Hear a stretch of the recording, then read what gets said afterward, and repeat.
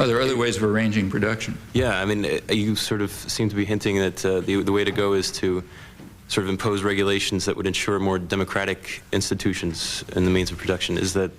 Well, I think it's not so much impose regulations that would ensure it. I think absolutist institutions should not be given legal status.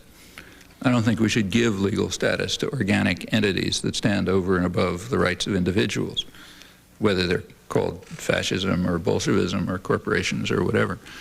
I do think that human rights come from, are sort of rooted in human nature, really, and that these collectivist institutions are not persons that shouldn't have rights.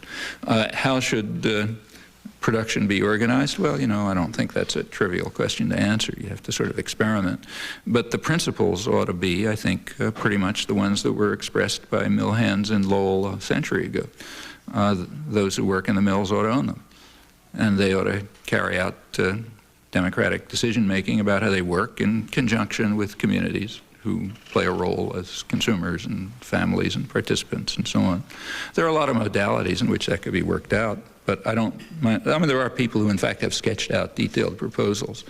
Personally, I'm a little skeptical. I don't think anyone's smart enough to design a society, at least I don't know how. But I think you have to sort of try various things, see how they work, and so on.